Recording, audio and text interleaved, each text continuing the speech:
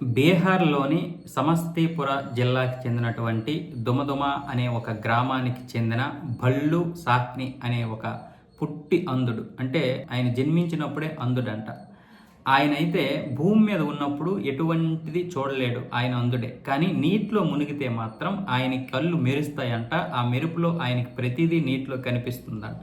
అది ఎలాంటి మడుగైనా సరే, నదైనా సరే, చెరువైనా సరే, మడుగైనా సరే, బురద బురద ఉన్నాగా కూడా ఆయన కంటికి నీరు తగిలితే కళ్ళు మెరిసి ఆయనకి ఏదైనా కనిపిస్తుందంట. అదేవిధంగా ఆయన దాదాపు 14 మంది ప్రాణాలైతే కాపాడాడు. ఆయనకు బాగా ఈత కూడా వచ్చు. 14 మందిని వేరు వేరు సందర్భాల్లో 14 మందిని కాపాడడంతో పాటు ఆయన కళ్ళు గజఈతగాల కంటే బాగా చురుకుగా పనిచేయడంతో 13 మంది మృతదేహాలను కూడా ఆయన బయటికి తీశారట. ఇలా పోలీసులకి ఎప్పుడైనా అంతు చెక్కకుండా ఎవరు దొరకకపోతే ఈయన్ని రంగంలోకి దించి మృతదేహాలు అయితే బయటికి తీసే ప్రయత్నాలు అయితే చేస్తారంట. ఆ విధంగా 13 మంది మృతదేహాలను కూడా తీశారు. ఆయనకైతే బీహార్లో ఉన్నటువంటి పోలీసులు అయితే ఆయనకు ఒక ప్రశంసా పత్రాన్ని అలాగే ఒక 10,000 రూపాయలు బహుమతిని కూడా అందజేశారు ఆ బీహార్ సీఎం నితీష్ కుమార్ చేతుల మీదుగా.